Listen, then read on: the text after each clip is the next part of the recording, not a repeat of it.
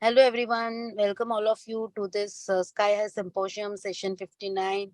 And I'm happy to share with all of you that today we are having the hosting this 59th session. And continuously, friends, it is our endeavor to serve the best to all of you. And once again, we are coming up with very, very novel topics like the social stock exchange. And we have with us, you all will be listening from horse's mouth, Rachna Busadi Madam, Vice President, National Stock Exchange, and she is in charge for the Social Stock Exchange, listing of NGOs on Social Stock Exchange, having the vast exposure of listing of SMEs on SME platform of the NSC. Welcome, Madam, Thank you, to you, Preeti. and your session will be very fruitful and very, very informative to all of us. Friends, as all of you know, this is the new concept which has been announced by our Honorable Finance Minister in the year 2019. And after that, lot of things have been evolving, and the new this social this NSE has been notified to have its social stock exchange very recently, so about 6 months back. And as per my information, about 15 of NGOs have already been registered on on this social stock exchange platform of NOP. Further, we have also initiated this Institute of Social Auditors of India, which is 100% subsidiary of Institute of Chartered Accountants of India, where a member who is clearing the exam of NISM are eligible to become the social auditor, and this social auditor can will be eligible to do the audits of these NGOs who are listed, registered on social stock exchange. So this is the brief about SSC and social audits. No doubt, Rachna Madam will take us through the entire journey about how the charitable trust and Section 8 companies, etc., can be registered on social stock exchange and how they will be eligible to get the funding from the public and the donors at large. So thank you, Madam, for being here. And Thank, another session is on the information as relating to the POSH Act, which is very, very important for us. Another thing which I would like to share is like women and our members can do wonders in whatever field which they go. And as our president desires that as a HR professionals, like in our firms, the companies, the corporates, the HR function is also very, very important. And the woman who wants to be entrepreneur and have their career in this HR, in their HR talent, recruitments and upgrading HR, we are coming up with a special training workshop for all our women professionals, which is structured on 7th and 8th of July at Mumbai BKC, our ICI Tower. And again, we are also in talk with the A1 of the HR technology company, where they have also agreed to address the session, and the participants will get HR software complimentary to all the this participants of this training workshop. That is what we have tied up. So, friends, mark your calendar every Wednesday, 4 to 6, Sky High Symposium. We are targeting to complete 100 episodes during this year. Another is come out with this HR training workshop on 7th and 8th July at Mumbai. One of the best, wonderful workshop because we have the faculties, best of the faculties in HR space. So with these words, once again, I welcome all of you to this Sky High Symposium. We have very wonderful uh, moderators, CA Kinjal Shah, CA Seema, Punani, and others who all have joined, Akbinder Kaur and Babita, Prachi Ranade. So welcome my coordinators and welcome all I must thank the support of my office of WYMEC. so that we are seamlessly organizing this Sky High Symposiums. And with this words once again, and my vice chairman, Abhay Chajir, who is always there, a backbone support for this committee. So once again, friends, I welcome my dear speakers, faculties, the moderators, and all my dear audience. And I'm sure this session will be very, very helpful to all of you. Thank you so much. Thank you, ma'am. Over to Kinjal. Thank, thank you, ma'am. Hello, a very good evening. I, CA Kinjal Shah, on behalf of Women and Young Members Excellence Committee of ICAI, welcome you. The chairperson, CA Preeti Savla, ma'am. The vice chairman, CA Abhay Chajar, sir. Speakers, and all the participants in the Sky High Symposium Series 59. Sky High Symposium is a Wednesday series of programs conducted by the Committee for the Women and Young Members. It is one of the Women and Young Members Excellence Committee's initiatives to not only disseminate information to members on technical updation and non-technical skills, but also to empower and inspire them to come at forefront and realize their verbal skills at public forum. Today, we are going to cover the sessions on essence of social stock exchange and overview of POSH Act. It gives me an immense pleasure to introduce one of the leading personality, which is none other than Rachna Busari ma'am.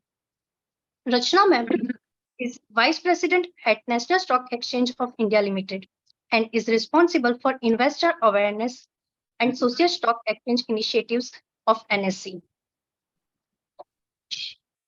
Her role includes empowering investors through education and awareness, enabling them to take control of their financial futures and contribute to the growth of the economy.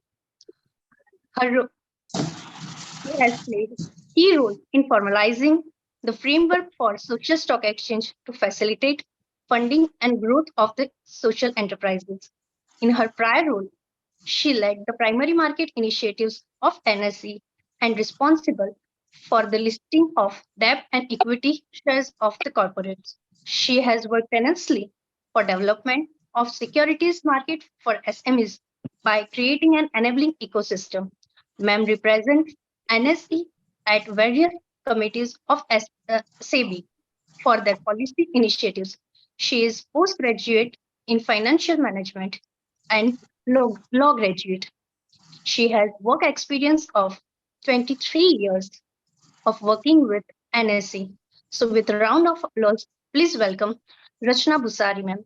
Over to you, ma'am. Thank you. Thank you, Kinjal, for the introduction. And good evening to Preeti. Good evening to Abhay ji, my co-partner Nikita, co-speaker Nikita, and the other ICEI support.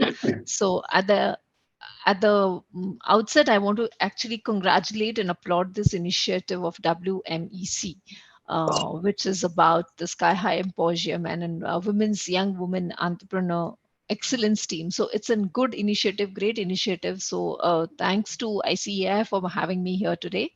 And Preeti, as usual, you've been very upcoming with respect to the recent initiatives and new initiatives, and I hope to continue to seek your support in those areas because you've been one of the big torchbearers for spreading awareness about the latest products that NSE and SEBI have defined as per their regulatory framework. So today's session is going to be on change, which is the recent framework that has been launched by SEBI in the year 2022. It was announced in the budget speech of 2019 by Madam Nirmala Sitharaman in a budget, and the framework was finalized and put in place by September or by July 2022 by SEBI. So before I move on, I will just be sharing a screen with you. Kindly confirm if my screen is visible. Can I go ahead? Yes, ma'am. Thank you very much. Yeah. So just a brief brief background on the concept of social stock exchange. So we all know that this was proposed by Honorable Finance Minister in her budget speech of 2019, where she proposed an idea of electronic fundraising platform under the regulatory ambit of SEBI for the social enterprises. And based on her, can I नहीं, ये तो मैंने draft में डाला है। can the other speakers please put themselves on mute? Can the other speakers please put them, or ये can the others please go on mute? चलो ठीक है,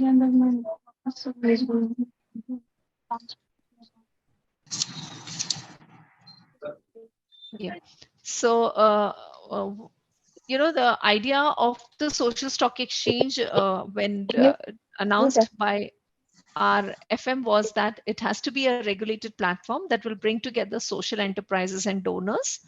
It will facilitate funding and growth of social enterprises and also ensure an enabling mechanism for robust standards of social impact and financial reporting. So, with these ideas, the social stock exchange framework was devised, and accordingly, changes were made up in the regulatory framework to carry out this process seamlessly.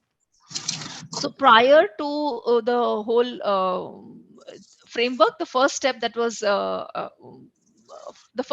required to be done was that we have to finalize and crystallize on an instrument that could be used by the not-for-profit enterprises to raise funds. So typically, like for a company which has to raise funds using the capital market mechanisms, they will dilute their equity or raise debts using the normal channel. They will use debts in the capital markets. But for a not-for-profit enterprise, which could have a constitution like a trust or a registered society, or it could be a Section 8 company, the instrument was not what was typically available for other issuers. So there was a thought process that we have to identify a new issue, a new instrument that can be used for giving out for being given out to the investors who participate in the fundraising channels by the not-for-profit enterprises. So considering that, a new instrument was notified under and classified as a security, and this instrument was called a zero coupon, zero principal instrument, and it was notified as a security under the SCRA 1956. So once the instrument was identified and notified, we also had to do the corresponding changes in the listing framework and also in the post listing framework. So the listing framework, which talks about the disclosure requirements for a listed entity, had undergone a change, and a chapter 10A was introduced, wherein you could find the chapter for social stock exchange framework for listing of the not-for-profit enterprises as well as for-profit enterprises. And similarly, the LODR, which is the listing obligation and disclosure requirement regulation, also underwent a change, and a chapter 11A was introduced in LODR to to talk about what are the various disclosures that would have to be followed by a listed entity, whether registered or listed on the social stock exchange segment or onto the normal segment as a classified as a social enterprise. So with these three changes taking place, the framework was completely put in place and made available for the issuers and for the donors to participate in the new fundraising mechanism that was made available. So while the framework was put in place, an attempt and endeavor was also made to define what are social enterprises. Because when you say that you can register or list a social enterprise, there was no definition which was already available for a social enterprise. So the social enterprise was defined, and the eligibility conditions of who will classify as a social enterprise have been put in place. So the first criteria was about that a social stock exchange will facilitate, the framework will facilitate listing of not-for-profit organizations and also listing of for-profit organizations. So for-profit organizations, the platforms were already available. This framework only provides with some additional disclosures. And for not-for-profit enterprises, it said that a separate segment should be set up onto the existing exchanges which had nationwide terminals. So NSE and BSE could set up a new segment onto their current platforms and This social stock exchange segment would facilitate registering and listing of not for profit organizations. So the separate segment that has been put up by NSE, which was we were given the permission in the month of March, and we started our registrations from April onwards. So this is a separate segment on NSE, which is called as a NSE SSE segment, the National Stock Exchange Social Stock Exchange segment. So what happens when a enterprise, which is a social enterprise, decides to register onto the stock exchange? What is that they have to do? What are the various disclosures they will have to make? This is what I will be going through the presentations in the upcoming slides. So the first one is, how do you identify a social enterprise? A social enterprise could be a not-for-profit organization or could be for-profit organization. By whatever constitution they are, they will have to fulfill the eligibility criteria. Now, what is the eligibility criteria here is that these entities will have to be demonstrating their social intent. How do they demonstrate their social intent? Is that they are involved in the activities which are based on the Schedule 7 of the Companies Act. So all those enterprises which are catering to the Schedule 7 of the Companies Act, which have been aligned with the sustainability development goals and priority areas identified by Niti Aayog. So if the enterprise is in one of those activities which are described in the Schedule 7, then your first tick mark for being an eligible activity is taken care of. Now, demonstrating your social intent, is that enough? You should also be not only demonstrating that you are in one of those activities, but you will also have to show that you are doing the social activity for the underserved target segment. So it is important that you not only do those activities, but also do it for the target segment, which is the underserved or the less privileged population. So if you are serving to these kind of people, then your second eligibility criteria is being met. The third is that you are doing it in the activities which are eligible to be carried out. You are also serving the underserved population, but your very minuscule part of your activity is that. Your majority part is not what is prescribed under the above two areas which I've just explained.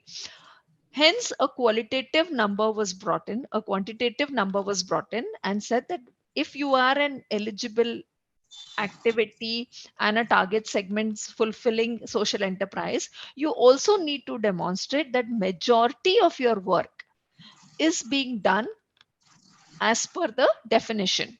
So when I say majority, it was said that at least two-thirds or 67% of your revenues should be coming arising out of the eligible list of activities, and it should be similarly even 67% of your expenditure has to be in the activities which have been described under the Schedule 7, or your customer base, your target segment has to be 67% of it should be the underprivileged or the underserved people. So if any one of the 67% criteria you are fulfilling, then you are able to establish yourself about dominance or predominance of a social intent. So you are doing the eligible activities, you are serving to the right target segment, and you are doing majority of your activities by way of your revenue earning, or by way of your deployment of your funds, or by way of service to the customers. You are catering to those areas. Then you are entitled to be called as a social enterprise for the purpose of registering or listing onto the social stock exchange. While we defined all these things, an endeavor also was made to ensure that some of the ineligible activities and organizations are also upfront identified, so that people know right from beginning who are the ones which will be allowed to tap this framework. So corporate foundations, political or religious organizations or activities, professional or trade associations were said that they cannot be allowed to be registered or listed onto this platform or the segment. The list of eligible activities, just for you to glance through and understand that what are we talking about. So these basically contains education, healthcare, livelihoods, gender equality, sports promotion. We can talk about slum area development, financial inclusion, um, hunger, poverty. So it contains all those activities which are classified as Schedule 7 eligible activities, or they are aligned to the sustainability development goals. So the social enterprise primarily has to be working in any one of these areas. Now you have identified yourself as a social enterprise. And what is that? The next step that a social enterprise or a chartered accountants like you can help the not-for-profit enterprises, once you know that yes, this is a not-for-profit enterprise or this is a for-profit enterprise which fulfills the eligibility criteria of social enterprises, what is that next thing that they can do? The next thing is whether they are a not-for-profit organization or whether they are a for-profit organization. When they are a for-profit organization, there is no facility of registration available. They have to do security listing, direct listing onto the stock exchange platform. So once you have established a primacy of social intent, you are a for-profit enterprise, you have an option to raise funds using the capital markets. How does a normal company raise funds into the capital markets? I think you as chartered accountants know the perfect ways that are available or the various options that are available. But just to reiterate, you can the not for the for-profit enterprise can come up with an IPO, dilute its equity. They can list themselves on the main board or on the SME platform or on the IGP platform. They can also raise debt. So these are the two classical ways that a for-profit company generally raises funds using the capital market. So if you are a social enterprise but you are for profit, you can opt one of these mechanisms to raise funds. So if you decide to raise funds, then you will have to come up with an IPO, you will have to file your DRHP, you will have to open your IPO, get yourself listed, and then the normal LODR requirements will get kicked in, and you will have to fulfill all those LODR requirements as per the platform that you selected. So this is the existing mechanism which was already available. But for a for-profit enterprise, what comes additionally into this is that you will be identified as a social enterprise while being disseminated this information to the market for people to know that you are a social enterprise. There'll be a separate flag that will be introduced by NSE, which will say that yes, this is a for-profit enterprise, but a social enterprise serving the social cause. And these social enterprises will also have to additionally give some more requirements as disclosures, which will be the annual impact assessment report. So this is what a for-profit enterprise has a pathway or has a milestones to complete when it decides to go for listing onto the social stock exchange framework. Now, I think this is a more familiar mechanism. As chartered accountants, you'll be completely conversant with all this. So I think I've just wanted to take this first upon so that y'all can um, immediately relate it to the practices that have been already followed. Now comes a different part of it. If you are a social enterprise, demonstrated the primacy of social intent, but by constitution, you are a not-for-profit organization. So you could be a Section 8 company, or you could be a trust, or you could be a registered society. So if by constitution, you're one of those, now you have a facility to register yourself onto the social stock exchange segment. So this social stock exchange segment has been carved out only for the not-for-profit enterprises. The framework is applicable to both not-for-profit and for-profit, but the segment that NSE has launched, not-for-profit, is for the not-for-profit enterprises. Now you are established your primacy of social intent, you are a not-for-profit, and you have decided to register onto the stock exchange. So there are ways that we have put up a list of eligibility criteria which you as chartered accountants, young entrepreneurs must go through it to understand that what it takes for a not-for-profit enterprise to register, and how you can actually either take your organization or facilitate the others who are into this sector about registration and going and registering onto the social stock exchange framework. The other option that is available to the not-for-profit organization is once they register themselves onto the stock exchange, they can also think of using the fundraising mechanism. So when they decide to do a fundraising mechanism, they will have to list themselves. So what happens when they decide to list themselves? They will have to come up with a issuance, which will be for issuance of a ZCZP security or an instrument. So a not-for-profit enterprise can register and then list using the ZCZP instrument or using the development impact bond or the mutual fund. Currently, the framework has been prescribed for the ZCZP principal instruments, ZCZP instruments, which I will be now talking about in my next few slides. The zero coupon, zero principal, the name itself is very clear. It says that this will be an instrument which will be issued without any coupon and no principal amount shall be payable on its maturity.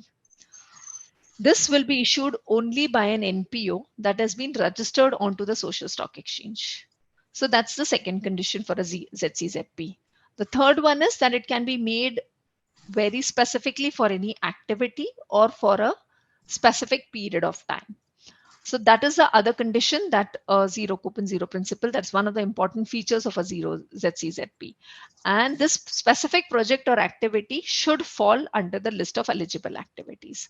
So you are, as an entity, should be establishing your primacy of social intent, and the fundraising also should be in one of the activities. So it's not like this ki you say that yes, I am a social enterprise and all my eligible criteria are met, but I'm doing fundraising for an activity which is not within the schedule. No, your fundraising also has to be in one of the activities that has been specified as per the schedule 7. What are the conditions for issuance of ZCZP? So the ZCZP issuance can happen through a private placement mechanism, or it can happen through a public issuance. It has to be issued only in a demat form. The minimum issue size for any fundraising on using the ZCZP has to be 1 crore. A minimum subscription, so like a donor or an investor can participate by contributing 2 lakh rupees. So minimum application size has to be 2 lakh, and the minimum subscription required is 75%. So these are the conditions for issuance of ZCZP. Termination of ZCZP, I've already said that it will be for a specific project or it will be for a specific tenure. When the project is completed or the tenure expires, the ZCZP shall be terminated.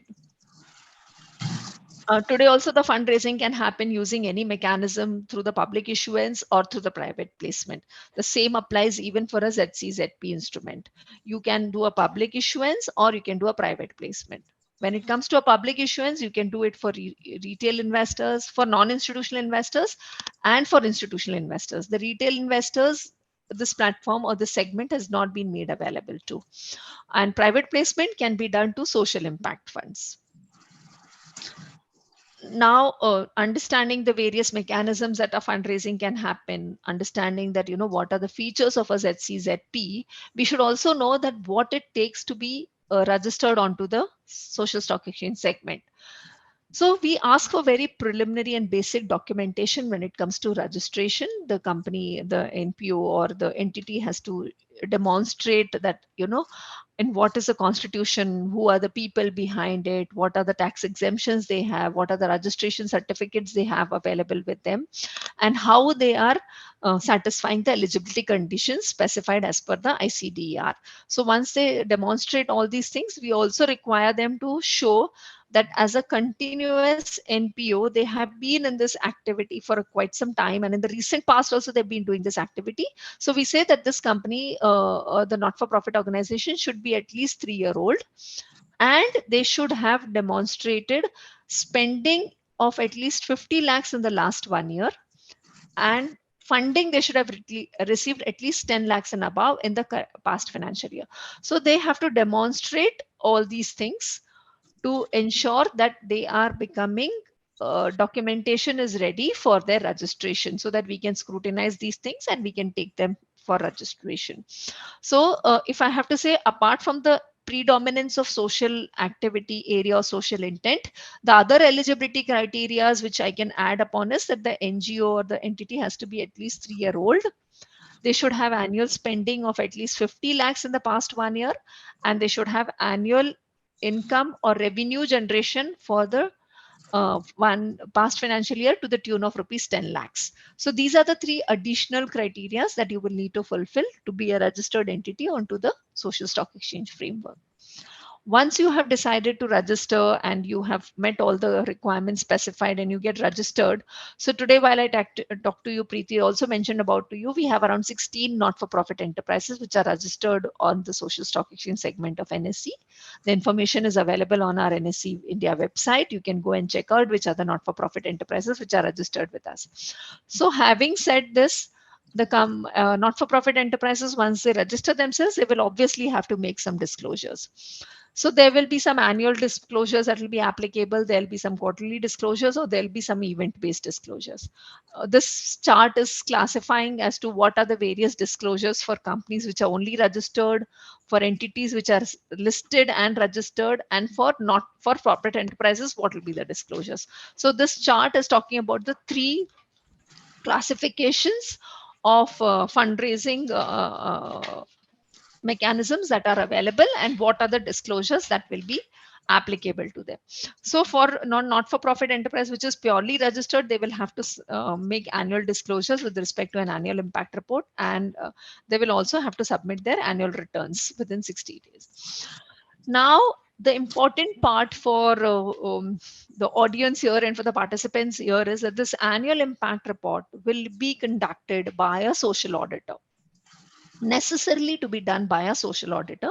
And like Preeti mentioned, ICAI has already set up a separate SRO which is empaneling social auditors. So I know that multiple people have opted and are now qualified as social auditors also.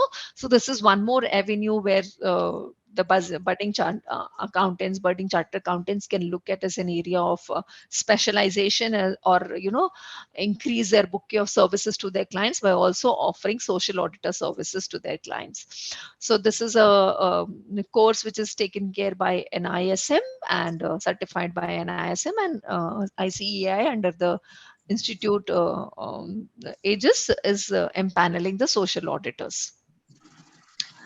So the next question that is generally asked is that, what is that, why should a not-for-profit organization, today also they are able to raise funds and they're doing well, they are doing multiple activities, they're making a difference in the society by bridging the gap between funding and by bridging the efforts of the government and doing developmental work. So why should a not-for-profit enterprise want to come and register themselves onto the stock exchange? What is the advantage they get by listing or by registering? So here, primarily the first advantage they get is they can tap an alternate fundraising mechanism. Today, they are only used to a donor pool which they are knowing about, or which they know that this is the people that we have to approach to. But by being a registered or a listed entity onto the social stock exchange, they are able to access to a completely new set of donor pool, which is already very actively engaged and investing into the capital markets. So these people who are ready investors can also look at a new set of entities, which is a not-for-profit enterprise. And if they feel they're associated to this cause, will obviously want to go and donate to such a institution or an entity which is listed, because they know that there will be a lot of credibility, there'll be a governance standards of a listed entity, and builds their trust into the contribution. And hence it will open up a new set of donor pools for these not-for-profit enterprises. Being a listed entity always promotes and gives a lot of credibility to the entity, and that will give them more mileage to attract more and more donors. We've also kept the disclosures to be quite simple, so that the not-for-profit enterprises do not feel overburdened with respect to compliances and disclosures. However, it adds to their trust and transparency factor for the investors. People who are looking at very performance-oriented philanthropy will find a value proposition in being a registered or a listed entity on social stock exchange. And currently, NSE is not charging a very high fee. They're charging very minuscule fee for the registration of the social enterprises. And obviously, donors also find a lot of value proposition for being uh, donating or contributing to the entities listed on the registered platform. One is that obviously they get a lot of disclosures, timely disclosures.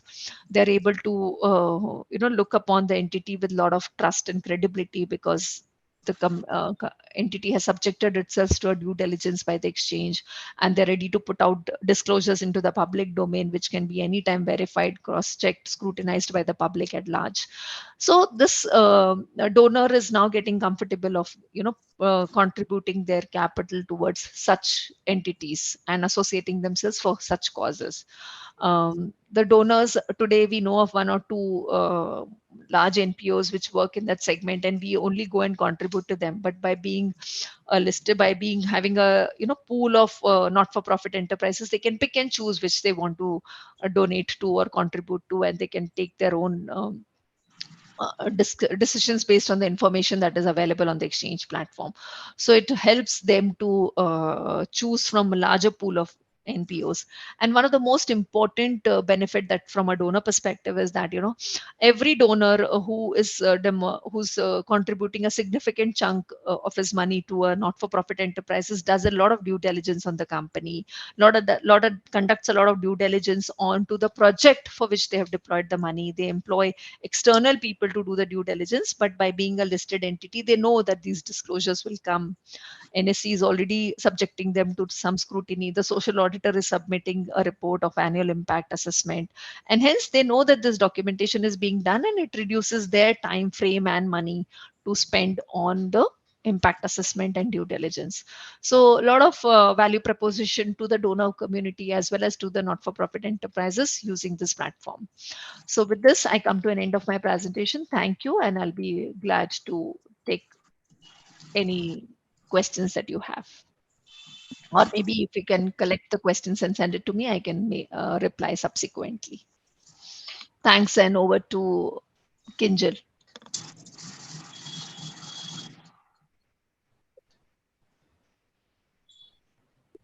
Yes. Thank you so much, ma'am, for this wonderful session. And uh, we will hand over to for the next session.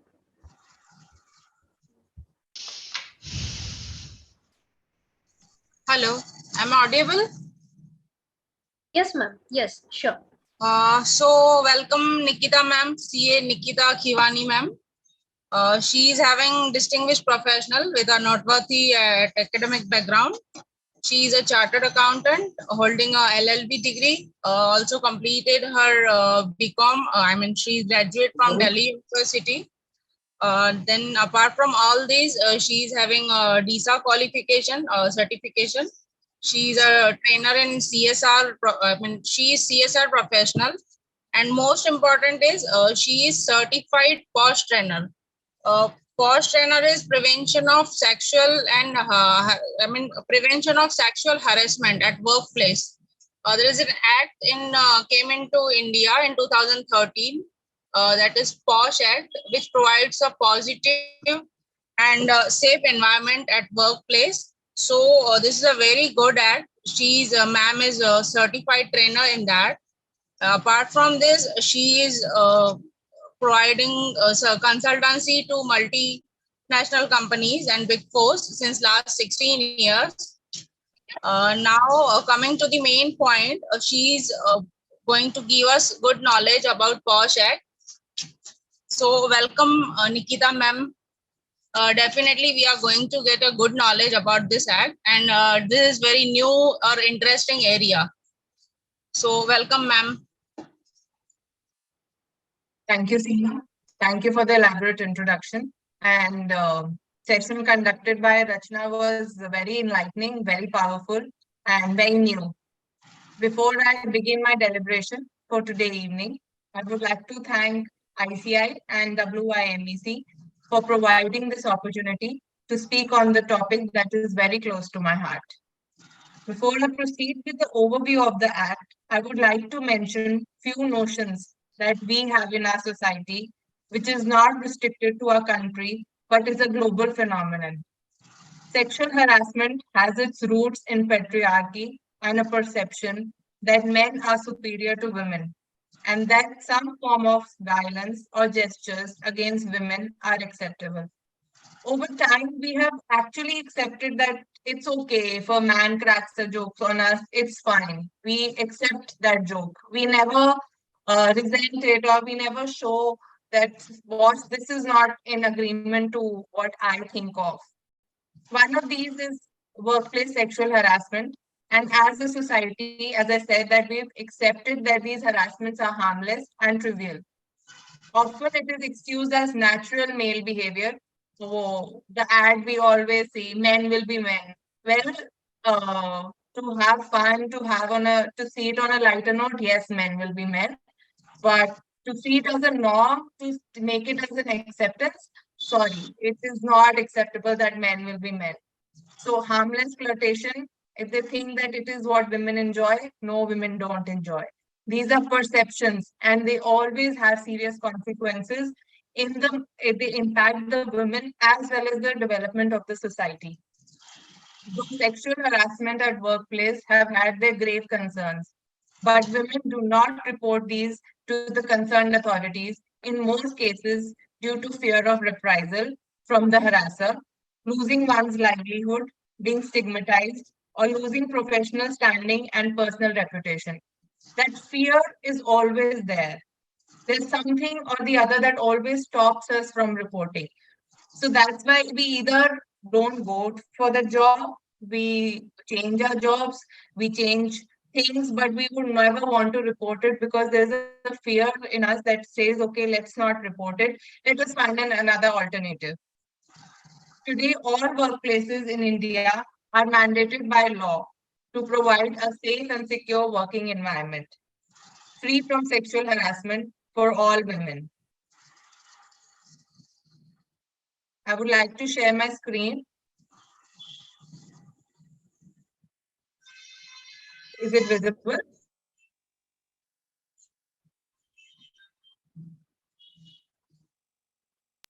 Yes, madam.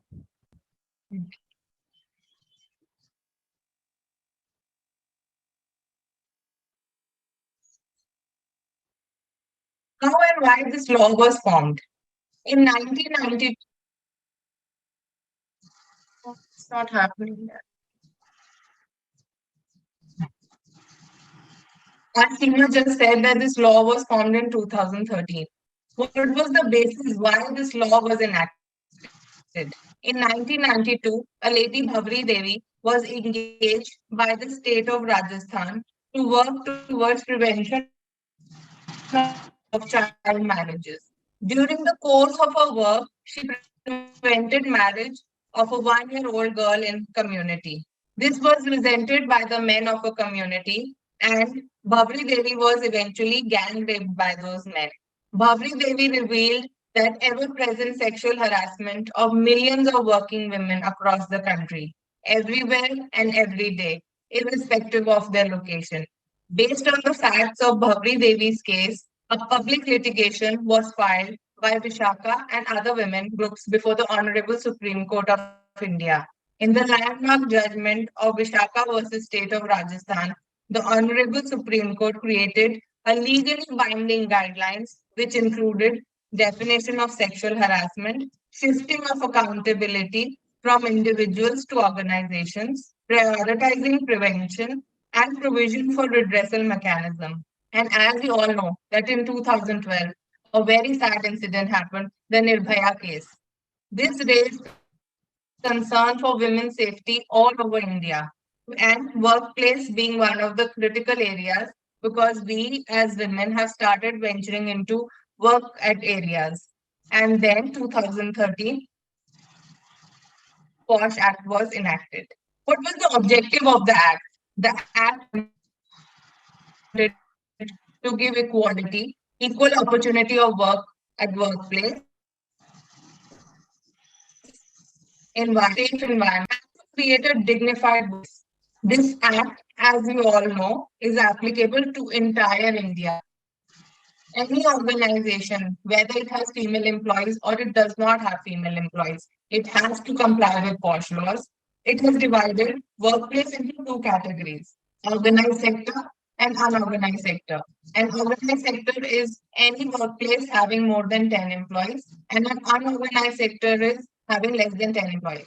So, an organized sector, which has more than 10 employees, has to constitute an internal complaint committee to facilitate a grieved woman so that where she can register her complaints.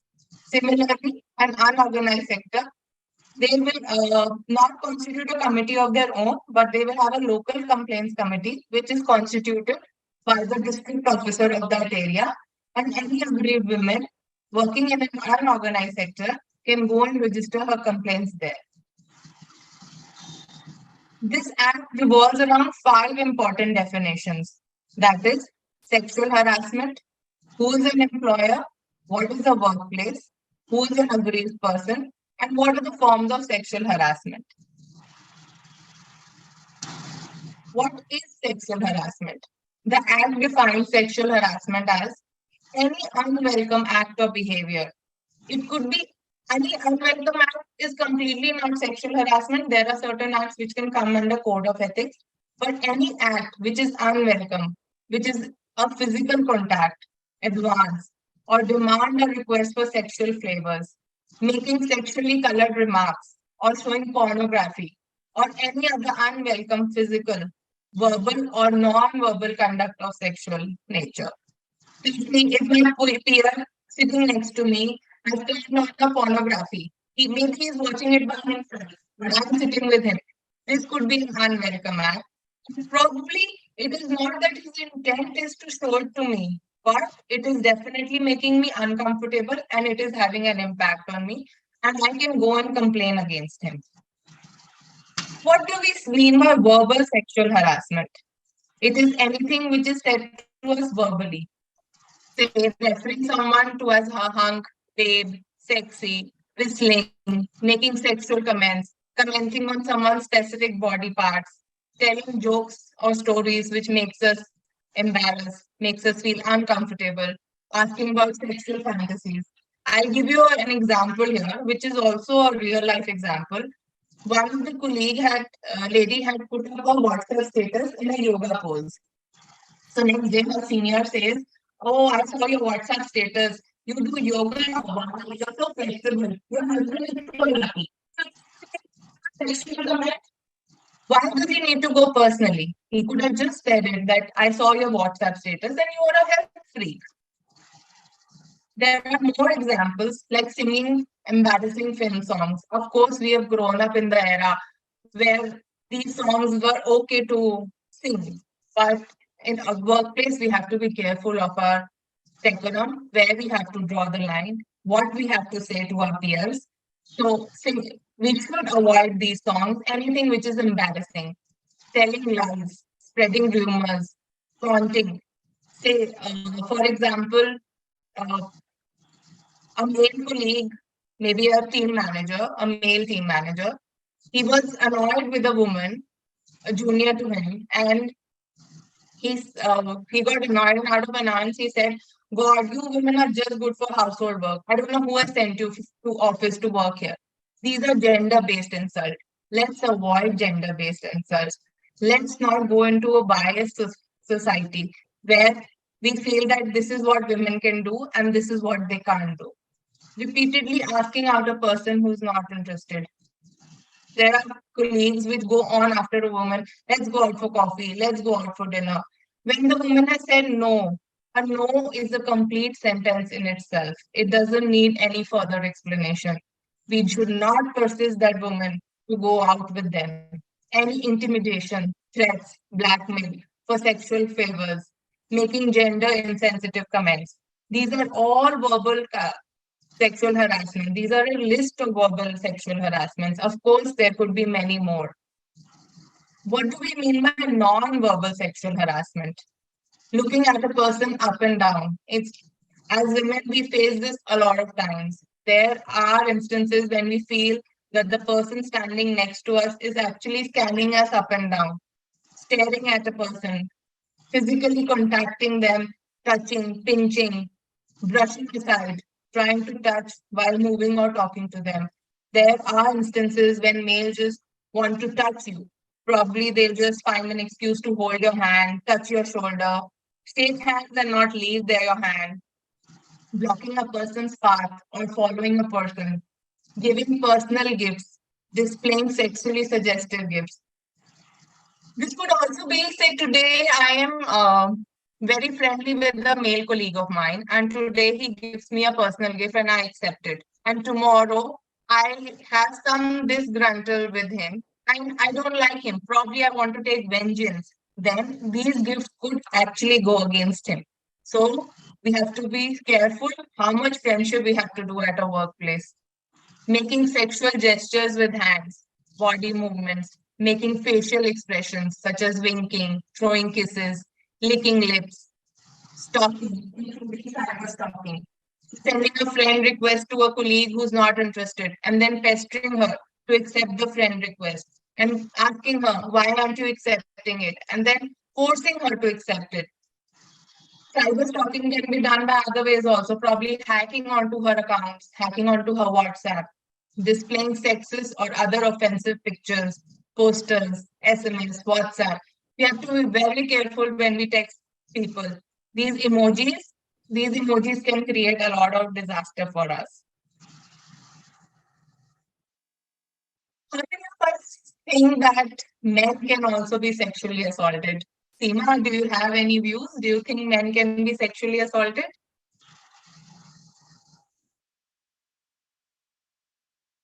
Anyone?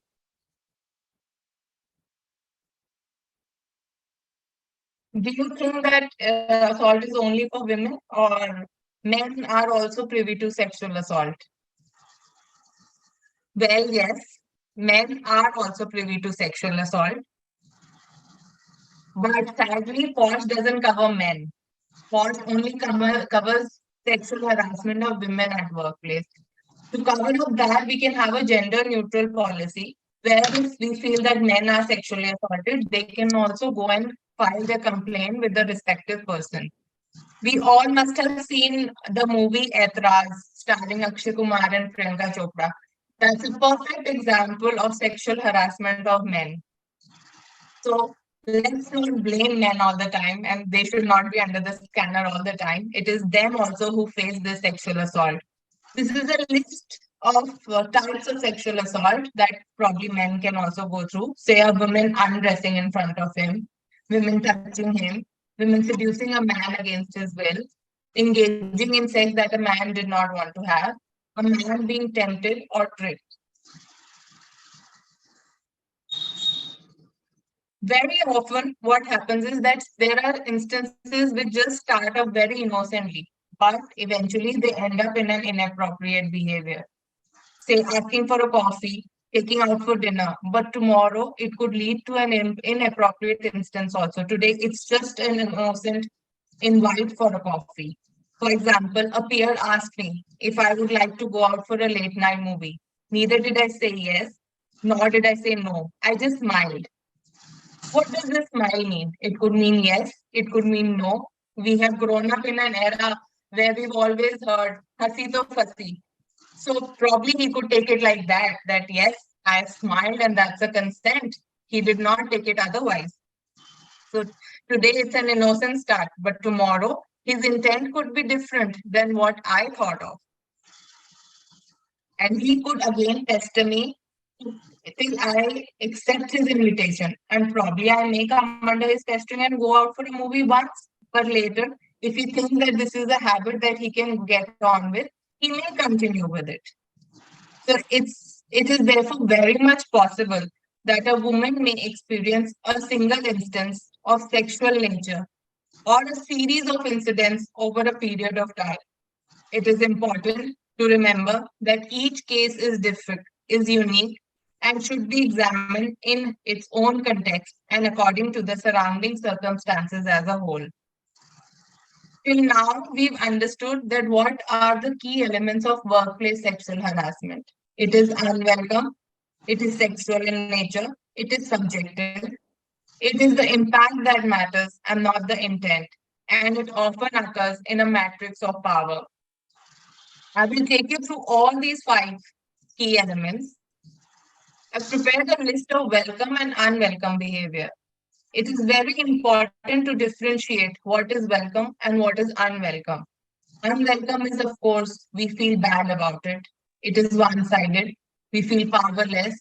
The other person doing it is a power based person. It is unwanted, illegal, invading the meaning. And at the other end, welcome. It feels good. It is reciprocal. It is in control, equality, wanted, legal, appreciative, creates a positive self esteem. What are the impact of sexual harassment? Impact is what matters. It is not the intent. It is not what the other person thought of doing it, but how it impacted me. It could have a grave impact. It could impact me professionally. It could impact me personally. I could have decreased work performance. I don't want to go to office, resulting in increased absenteeism. There could be loss of promotional opportunities. Of course, when my work performance has gone down and I'm absent from work, I'm going to lose on to promotional opportunities. Retaliation from the respondent or colleagues, friends of the respondent. I would be a subject to gossip. I could be objectified. I could be publicly sexualized, defamation, having to relocate, job and career consequences.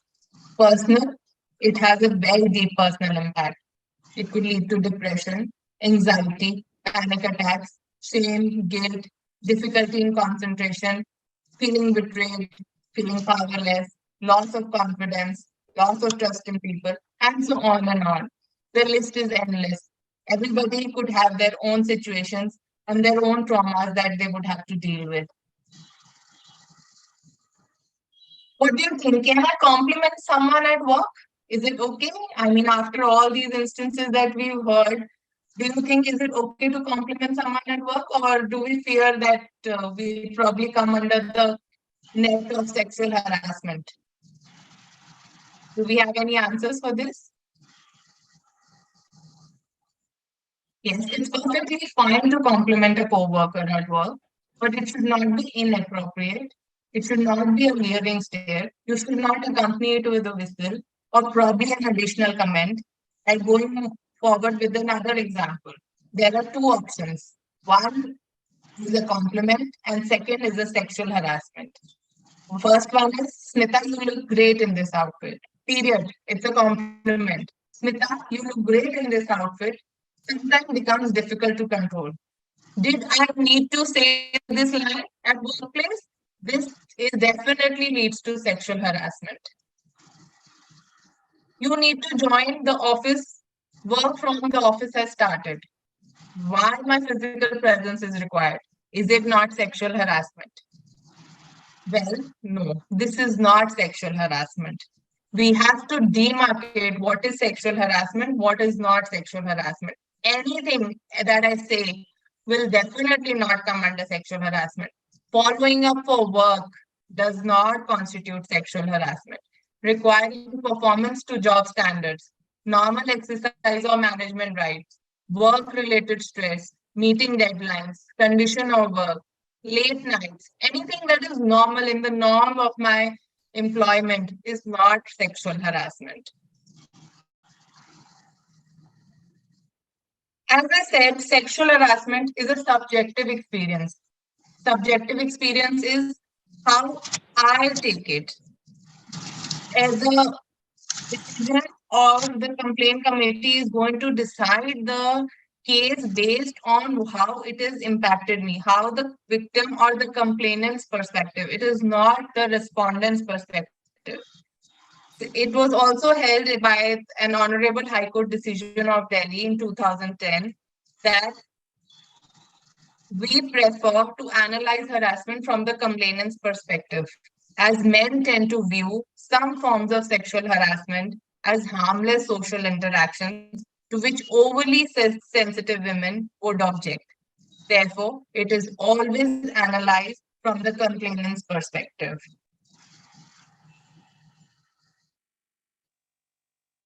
What is an employer? An employer is defined as head of the department, a person responsible for management, supervision, control, persons who benefit from the employment, a dwelling house. It could be a workplace, government body, private workplace, anywhere. What is a workplace? A workplace is a government organization, NGO, nursing home, corporation, house, farms, educational institutions, sports facility, hospitals, dwelling house, service provider, cooperative society. But what is an extended workplace? Any workplace visited by an employee arising out of or during the course of employment, including transportation provided by the employer. That is, if I'm visiting somewhere and the transportation has been provided by my employer, then that transportation, cab, shuttle, plane, bus, whatever mode by which I may commute and has been provided by my employer is going to be an extended workplace. I could also visit another client's office. That will also be an extended workplace. My office parties, which are sponsored by my employer, and my head of the department is present in those parties. Those are also extended workplaces. And as an employer, we have to be very careful about the safety of the women.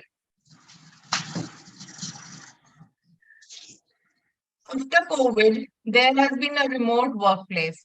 There are behaviors that could constitute sexual harassment in the remote workplace, like demanding to keep your video on during virtual meetings after office hours, taking screenshot of women or colleagues during a meeting, zooming onto a female's body parts, commenting or rumors about women's sexuality or sexual activities, sharing explicit photographs, using sexual or gender-based derogatory marks, inappropriate sexist jokes, not maintaining a dress code during video conferencing, managers compelling employees to join in night Zoom parties.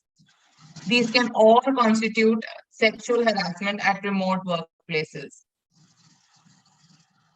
What would be an aggrieved woman? An aggrieved woman is a woman who could be a visitor. She could be working as an employee, as a contract worker, as an apprentice, as a trainee, as a probationer, whether for money or without money, as a contractor, as a subcontractor, someone who may work there and your employer is not there, does not know about her. So she could be working as a part-time worker or a woman working as a domestic worker in a dwelling house. They are all defined as an aggrieved person or women, a visitor as well. An interesting part of a visitor would be, say, if I go to visit a client and I'm going there in the due course of my employment and I face a sexual harassment instance at the client place, then there are two places where I can complain. I can complain in the posh of the client's office or in ICC of my employer's office. So there are two places where I can file my complaint. What are forms of workplace sexual harassment? It's an inappropriate behavior. It's a quid pro quo. This for that. It's like asking for a favor for something in return or creating in a hostile work environment. Quid pro quo, this for that. It is implied or explicit promise for their preferential or detrimental treatment. Say, I may agree to my boss to give him a sexual favor in return of a promotion, or it's an implied or expressed threat about her present or future employment. My boss asks me for a sexual favor. If I don't give it to him, he may demean me or he may issue reports which are critical and which may go against me. He can demean my career, he can smear my reputation, or create a hostile work environment. That is, creating a hostile, intimidating, or an offensive work environment, or humiliating her that will affect her health and safety. To understand this better, I'll take you through a set of few examples. For example, scenario one. Kamini is a bright young team leader working in a call center. One night, she works till late with her colleague Ravi, and Ravi asks her out for dinner. And after dinner, he proposes her that if she could spend the night with him. Kamini refuses politely but firmly and goes home. Next evening, Ravi repeats the same request and threatens that if she doesn't give in, he will tell everyone that she was the one who made a pass at him. In this example, Ravi is threatening Kamini to agree to him for a sexual favor, or he is going to smear her character. His behavior is unwelcome, sexual, and has a negative impact on Kamini. Taking you through another example. Renuka, she's a domestic worker where she is expected to take care of all the household activities. The lady of the house leaves early. Renuka is left alone in the house with the male member of the house. The male member is constantly leering at Renuka when he's at home and walks around her with a towel wrapped and nothing else. On one occasion, he even pinches her. When she protested that she will complain to the lady of the house, he threatened to accuse her of stealing and that he will ensure that she loses her job. Here, in this example, the male member is threatening Renuka to keep quiet and wants her to make an unwelcome physical contact with him. This is occurring in Matrix of Power. Uh, the male member is the one who's having power. He can threaten her. He's making an unwelcome sexual gesture and definitely has a negative impact on Renuka. I'll take you through another example of hostile work environment. A hostile work environment, as we know, is an intimidating or an offensive work environment. It is harmful to the health and safety of the woman. For example, Jayanti, who works in a garment factory, Verghese, Jayanti's supervisor, often tries to touch her on one or the other pretext. For example, he adjusts her dupatta while she is sewing at the workstation on the pretext of covering her back. Jayanti is very uncomfortable with his behavior. Her colleagues at the workplace ridicule Jayanti and mock her for the special treatment by her supervisor. They often gossip about her and Verghese. In this example, the gossip is making Jayanti uncomfortable. She is definitely being targeted to a sexual and unwelcome gesture, but the colleagues gossiping about her makes the work environment hostile for her. Taking another example, Sukhi, who's a daily wage laborer working at a construction site, every day at lunchtime, Sukhi sits under the shade of a tree to feed her 16-month-old baby. She finds Jaswinder, a worker, staring at her from the distance. Sukhi feels uncomfortable and asks Jaswinder to stay away from her while she is feeding the baby. But Jaswinder always finds a place near her. The group of fellow construction workers now constantly catcall and whistle at Sukhi whenever she walks their way to fill the cement. When she questions them, they say, "Oh, we are just joking amongst themselves." So, ogling, stalking, and gossiping against Sukhi is another example that constitutes a hostile work environment.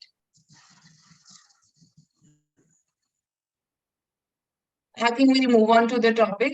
I have more examples, but I'll move on to the next topic. That is, what is the complaints committee? This is a prevention and prohibition mechanism that the Act gives to us. There are two kinds of complaints mechanism: internal complaints committee and local complaints committee. These committees have to be constituted by respected number of members, but the 50% of representation has to be of women. Any member, ICC or LCC member, will not be holding the post for more than 3 years from the date of their nomination or appointment. Where the office or administrative of units of a workplace are in different places, division or subdivision, then ICC must be set up at every administrative office and division. What is the structure of an internal complaint committee? This committee should have at least 4 members, one being a presiding officer. The presiding officer has to be a woman working at a senior level as an employee. If she is not available due to some reason, then can be nominated from other office, unit, department, or workplace of the same employer.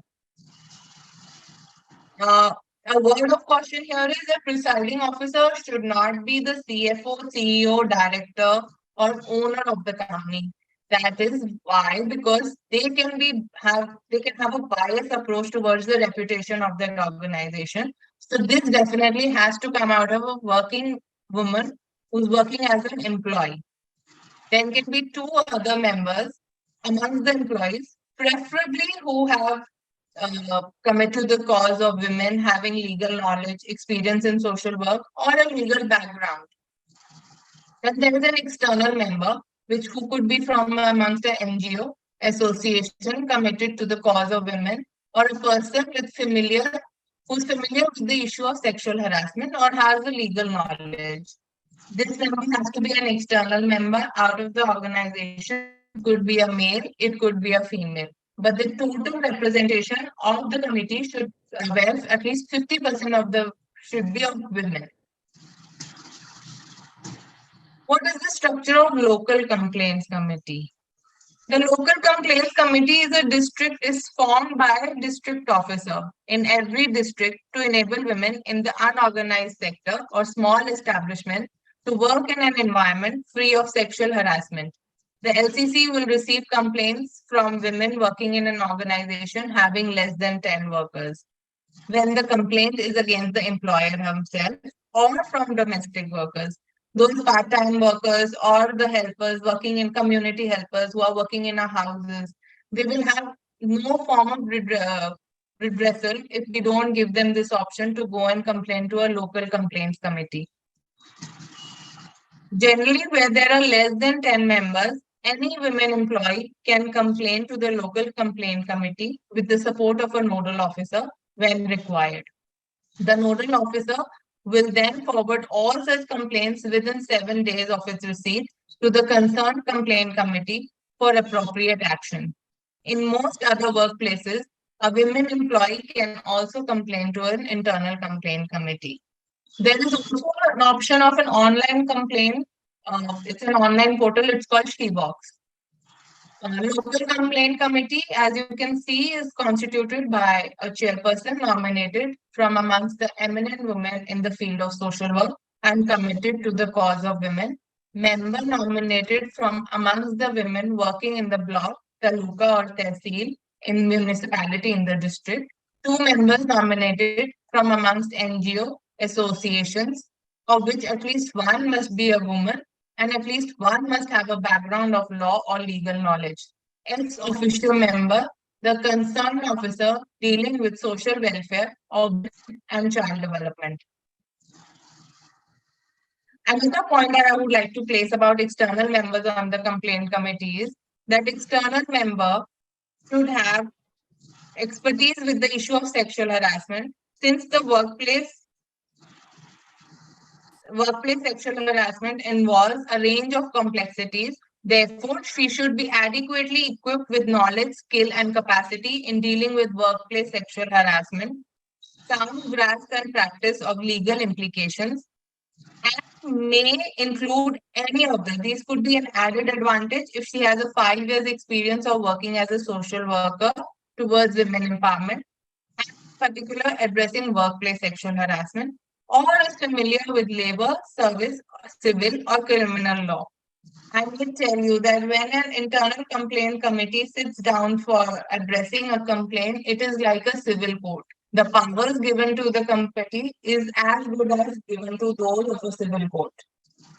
We must also consider workplaces which are gender unequal and male dominated. It is important that complaints by women would be treated fairly and not dismissed. The mere inability to substantiate a complaint or provide inadequate proof will not attract legal action against the complainant. But making a false or malicious complaint is definitely taken as an offense. So our women employees should be aware that when they are filing a complaint, they have to be careful that it is not a false complaint, else action can be taken against them. Why the formation of ICC and LCC is mandatory? It ensures a place where women employees can seek redressal. It sends a clear message in the workplace that such complaints would be inquired by a designated committee with external expertise. It can prevent a series of litigation. As I've mentioned here, that in one of the cases, Honorable Madras High Court awarded rupees 1.68 crores as compensation to an employee because at the time of complaint, the complaint committee was not constituted as per the Vishaka guidelines. So it's a huge penalty and we should try and comply with it. I am facing sexual harassment at work. I don't want to give anything in writing. This is a common dilemma that we women have. Can I give an informal complaint? Yes, we can give an informal complaint, but again, the intensity of the complaint has to be seen while we suggest the complainant that whether they should go for a formal mechanism or an informal mechanism. In an informal mechanism, the complaints are generally sorted out through by way of conciliation. What are the important timelines? The complaint has to be submitted within 3 months of the last incident. Once I receive the complaint in writing, within 3 months of the last incident, I have to send the copy of the complaint within 7 days to the respondent. It is the duty of the respondent to timely respond to the complaint. I have to complete the inquiry within 90 days of the complaint. After completing the inquiry, the report has to be filed by the LCC, ICC to the employer or the district officer. And within 60 days, the recommendations given by me in the report have to be implemented. In case the complainant is not happy with the recommendation suggested, then he may appeal to an appropriate court or tribunal. What can be recommendations that we can give if the person is found guilty? We can either follow service rules of misconduct, we can accept a written apology, we can reprimand him, give him a warning, withhold his promotion, withhold his increments, we can have counseling sessions, we can ask him to do community service, terminate him, or ask him to pay up as financial damages, or any other additional recommendation which the committee may feel it fit.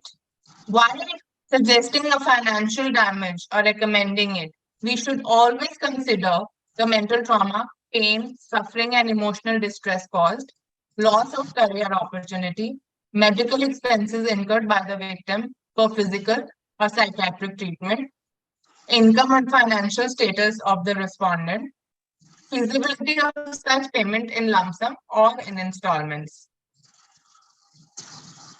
How do we? There are other ways of preventing sexual harassment. One of them is when we design a workplace policy, we should always educate our employees. We should not feel that if we give them this education about the policies, about what the POSH Act is, we're going to be in a soup. Maybe if we guide them, we educate them, we may be able to prevent the instances that occur at workplace. It is the responsibility of the employers and district officers to prohibit, prevent, and redress any kind of workplace sexual harassment. In practice, this means that having a policy which prohibits unwelcome behavior, prevents workplace sexual harassment by having seminars, orientation, awareness programs, gender sensitization sessions, and providing a detailed framework for redressal. It is very important for us to disseminate this information and spread awareness. It is again the duty of the employers and district officers to effectively communicate the policy to the employees, which include a detailed framework on prevention and redressal processes, carry out awareness and orientation of employees, create forums for dialogue like Panchayati Raj institution, women group, urban local bodies, or other bodies as they may feel appropriate. Ensure capacity and skill building of complaints committee, widely publicizing names and contact details of complaint committee members. We should ensure that a place which is visible, we can have a poster or probably office memo which can have the names and contact details of the complaint committee members and how the employee should go about it in case they have any instances to report. Who all can complain and where? As we know that the complaint can only be filed by the complainant, that is the victim who has gone through, and it has to be filed to the respective complaints committee. But what if it is such that the complainant herself is not able to file the complaint? It could be because of her physical incapacity. Uh, then, in that case, her relative, friend, or a person to whom she has given a written consent can file the complaint. In case of a mental incapacity, a complainant's relative, friend, special educator, qualified psychiatrist any person knowing about the incident. In case of complainant's death, any person with the knowledge of the incident with the written consent of a legal heir. And in case any complainant is unable to file the complaint for any other reason, by any person who has knowledge of the incident but with her written consent. What should the complaint contain? The complaint should contain the content of the complaint in detail, the description of the incident, the date, time, name of the respondent, and working relationship between the parties. A person who desires to file a complaint can also seek help of the committee to provide assistance in writing of the complaint. This is an assistance that we can give to them, which will help them in filing the complaint. What is the process that a complaint process has to follow? It is divided in 6 stages and it includes 15 steps. First is, of course, receipt of the complaints, receiving and acknowledging the receipt of the complaint, meeting and talking with the complainant to explore the options, whether she wants to go for an informal mechanism or a formal mechanism, and file the same with the respondent and wait for his response. Stage 2 is planning carefully, preparing the file. We have to be very careful and very diligent in preparing the documentation of the complaint. Then is consideration. Stage 3 is interviews. We have to plan our interviews. They have to be with the complainant, with the respondent, and the witnesses. It has to be assessed that the information collected is complete. Stage 4 is reasoning.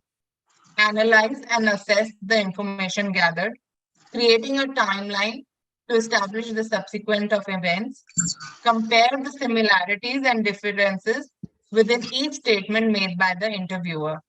Stage 5, finding and recommendation. What is a finding and what does the complaint committee finally recommend? Stage 6, writing of the report. This is an elaborate checklist of the complaints committee.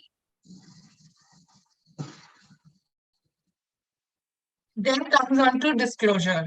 An annual report has to be filed by the ICC LCC to the employer or district officer. The district officer will forward a brief of the annual report to the appropriate state government. Such report must include number of complaints received, number of complaints disposed of, number of cases pending for more than 90 days, number of workshops, awareness programs carried out, nature of action taken by the employer. This annual report being filed with by the ICC LCC it follows a calendar year. It does not follow financial year. So it relates to from January to December, and it is mandatory for all the organizations to file this report annually. Penalties. Some of this section always interests and is always they always takes us through. Okay, what is the penalty of non-compliance? I think in more than compliance, we're interested in non-compliance, whether I can afford non-compliance. Well, an employer can be subjected to a penalty of 50,000 for failure to constitute an ICC, failure to act upon recommendation of the complaints committee, failure to file an annual report to the district officer, contravening or attempting to contravene or abetting contravention. Where an employer repeats a breach under the Act, they shall be subject to twice the punishment or higher punishment if prescribed under any law for the same offense. It can also result in cancellation, withdrawal, non-renewal of registration of license required for carrying on business. So the penalties can be very serious as it can result in cancellation for carrying out my business. Confidentiality. Confidentiality, this word is the key word. As we know that sexual harassment is something which is very personal and it takes a lot of courage for the victim to come out and complain to the complaints committee and discuss the issue at large. So therefore, this act prohibits disclosure of contents of the complaint. identity and address of the complainant, respondent, and witnesses pertaining to cancellation, inquiry process, or recommendation of the ICC-LCC. Action taken by the employer.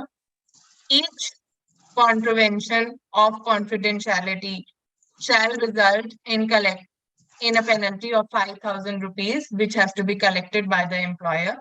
The exception to the confidentiality is dissemination of information regarding the justice secured without disclosure of name, address, identity, and particular of complaint or witnesses. That is, I can tell about the information regarding the justice that was given, but I cannot give the disclosure of any of the names, address, identity of the complainant or the witness or the respondent. What do we mean by good practices? This is basically monitoring, and um, it is a good step to prohibit or prevent that if we follow these practices, we may be able to stop this sexual harassment at workplaces. It is policy has been effectively communicated to all workers, irrespective of whether they are paid or volunteers. Display details of both informal and formal ways available to a worker to address, complain about workplace sexual harassment, undertake orientation on workplace sexual harassment. A complaint committee should be trained in terms of skill and capacity, encourage senior persons or leaders to become role models. Men and women should be included in building a culture which no longer tolerates workplace sexual harassment.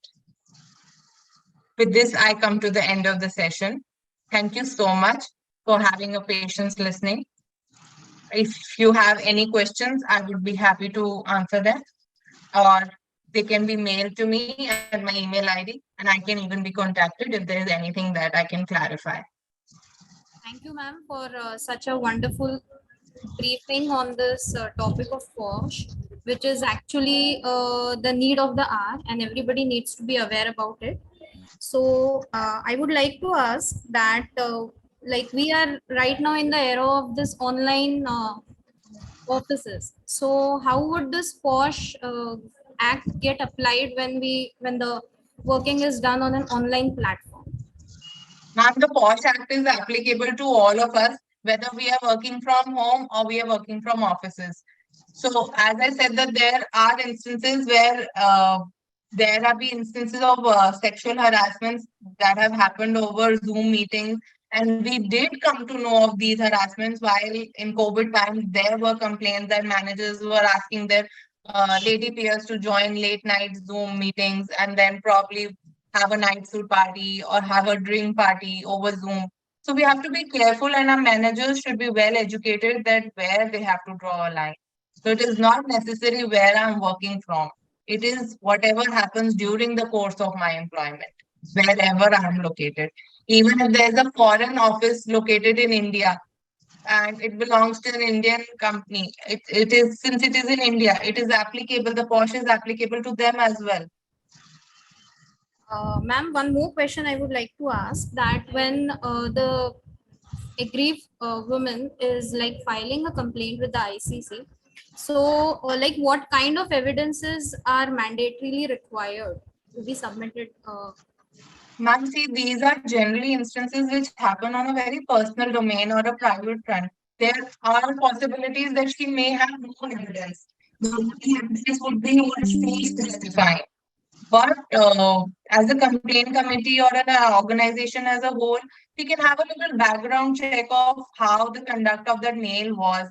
Say, for example, that is said that a male would always like to brush aside me. But is that his usual conduct? That is that he does with every woman? We can, of course, come to know if we do a little background check on him. We do little investigation, and these office boys, PNs, they are more aware of whatever's happening in the organization. So these grapevines, we can always tap on them and inquire at actually what is going on in the office. But since I said that it's a very private affair, it will be very difficult for us to collect evidences.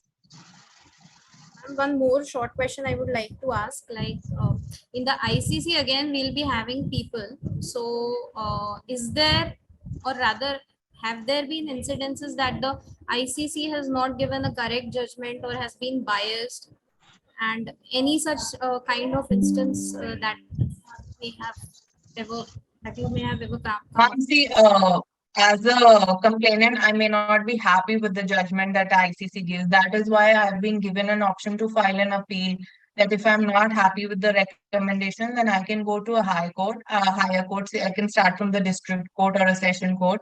And also, since it being a sexual harassment case, if I'm not happy with the civil recommendation given to me by ICC, I can always go and lodge an FIR against the person, against the respondent. It doesn't stop me from doing that. So much, ma'am, for the wonderful session, and indeed it was explained in such a easy way that anybody who must have been listening to this for the first time also must have like come to know what this act is actually giving to the women employees. And if any more questions are there, we'll surely be mailing that to you. So No, ma'am. I would now like to propose the vote of thanks. A very good evening to all. I, CA Prachi Ranade, take this opportunity to thank CA Preeti Savla, Madam, Chairperson of the Women and Young Members Excellence Committee, and CA Abhay Chhajad Sir, Vice Chairperson, WIMEC, for being the constant support and guiding light behind organizing the programs on the trending and significant topics. I also thank our esteemed speaker, CA Nikita Khivani ma'am, for a wonderful and apt explanation of the POSH Act. I also extend my thanks to all the organizing committee members, the coordinators, for their respective roles in conducting the program. Last but not the least, I would say a big thank you to all the participants of the today's program, and I would also extend my thanks to the technical committee who has helped us to like conduct this program so smoothly. Thank you one, thank you all. Have a great learning time ahead.